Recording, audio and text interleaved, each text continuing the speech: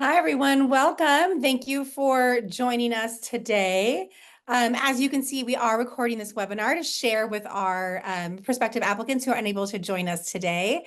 But I'm Hilary Beggs, Director of Admissions at the Kroc School of Peace Studies, and I'm pleased to introduce our Assistant Dean, Frances Laviscount, who will start our webinar today. Frances? Yes, thank you, Hilary. Well, welcome everyone. I see there's the iPhone. Maybe if you can drop in the chat who you are, where you're joining us from. And I also see Kitten Smith. Please just let us know where you're joining us from. We're so happy to have you here today to learn more about the HBCU Fellowship at the Kroc School. So welcome everyone. Okay, so maybe Hillary. Okay, so why the Kroc School HBCU Fellowship?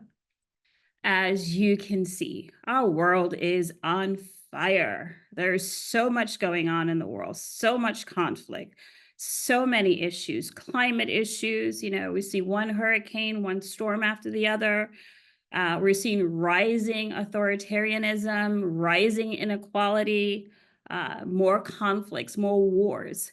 So we need folks who will join us, who will come to the Kroc School and join us to help find solutions for our complex issues that we're facing, right?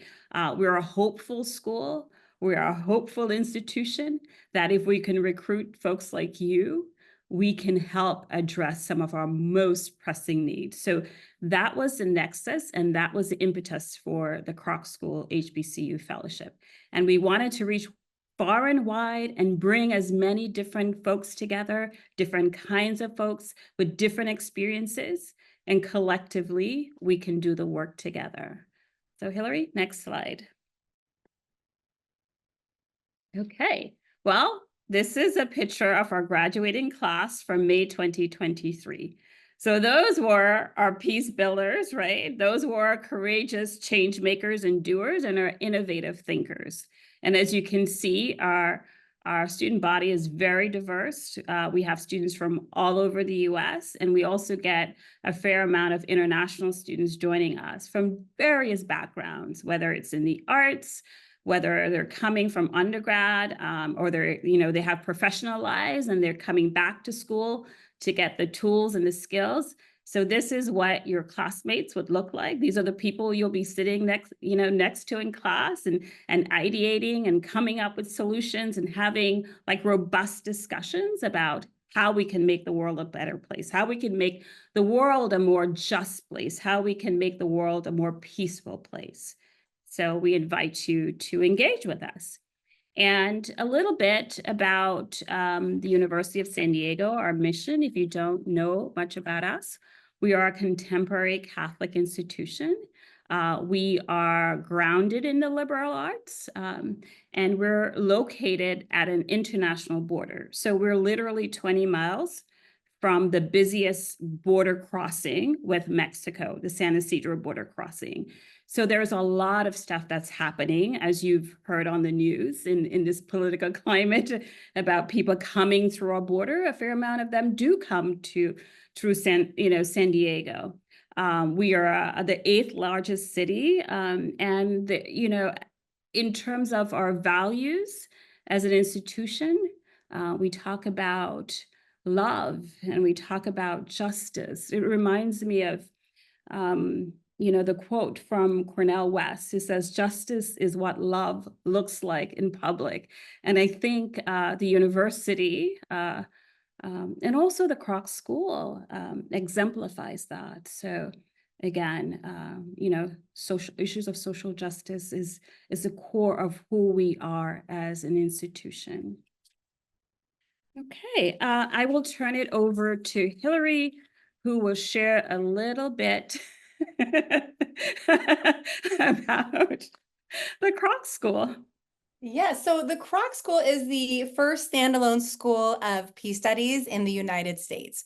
This is a new thing in higher ed, and we are super proud to be leaders in this space. We really hope in the next decade that more and more universities invest in peace studies, invest in conflict management and resolution, invest in social innovation, and really developing students who want to create more equitable and just societies.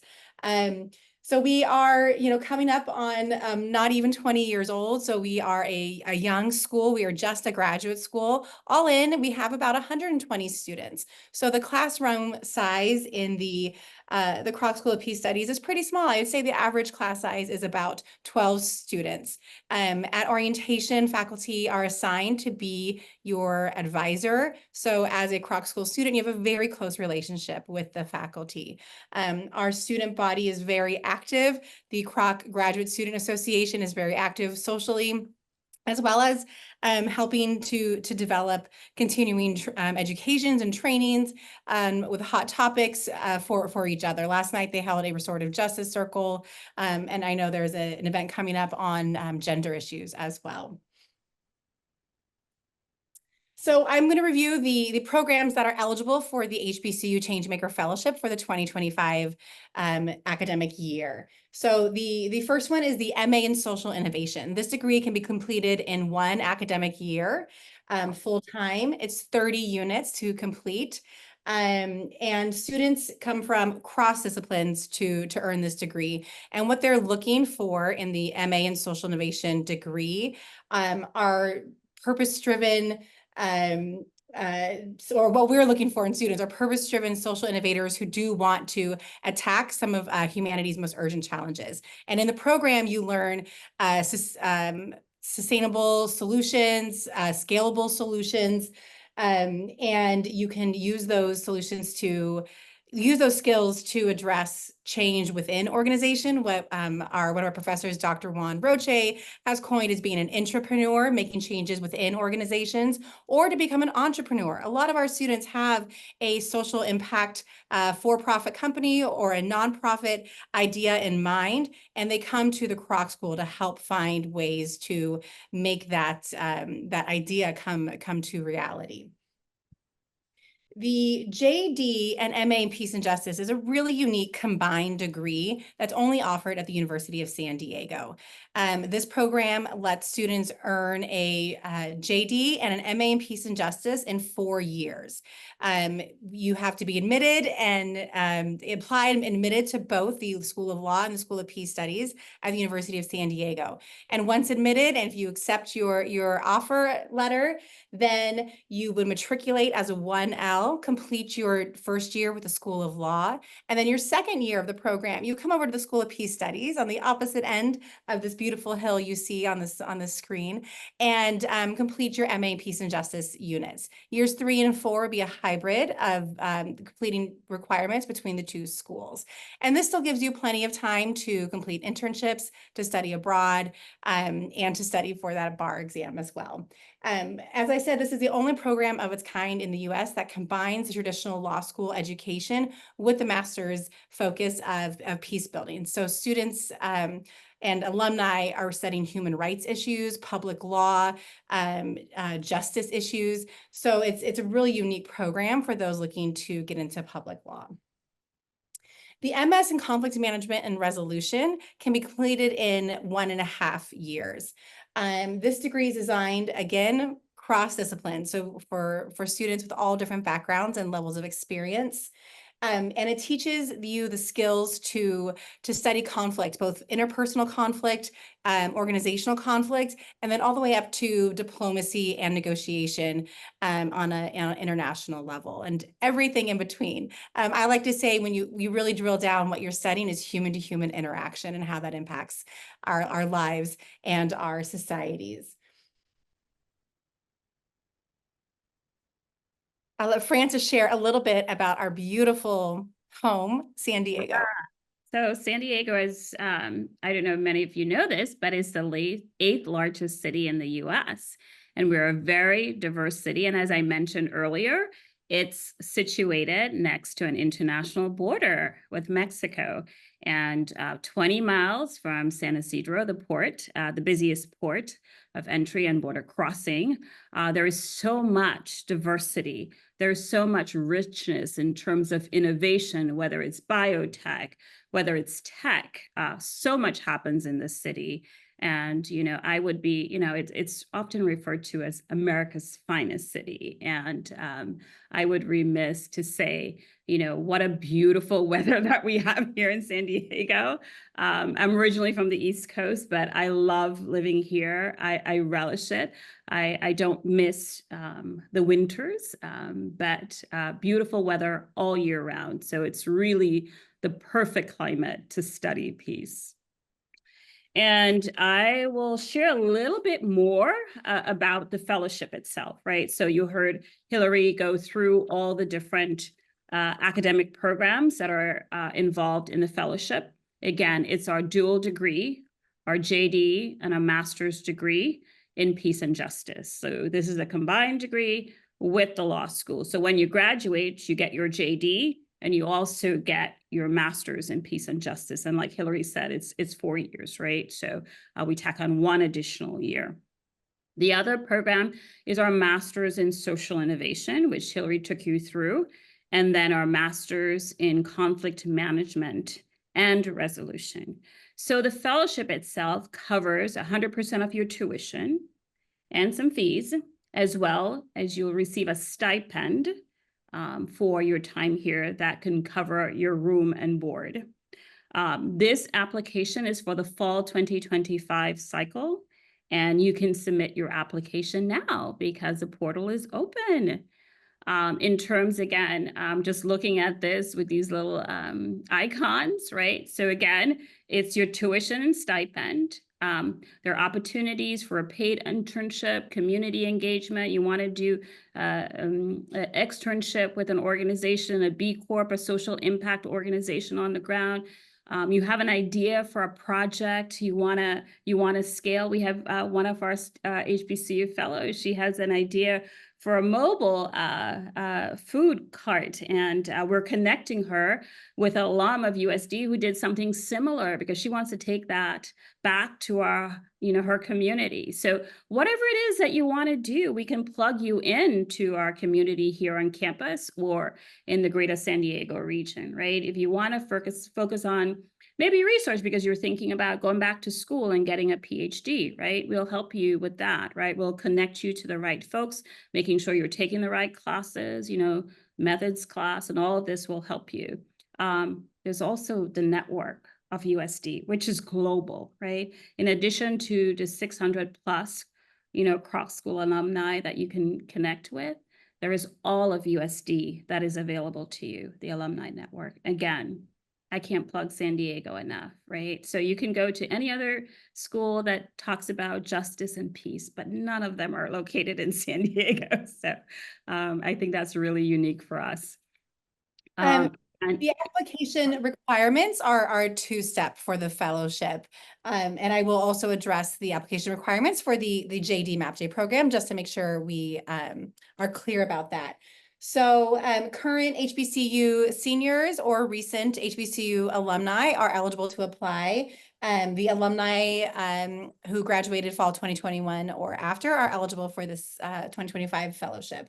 The first step is to complete your degree application. And all of this is on our website as well. And I'll follow up with a link to that page on our website so you have this in writing. The first step is to complete your application requirement. I'll also email everyone on this Zoom an application fee waiver code, so you don't have to pay for that application fee to the Kroc School.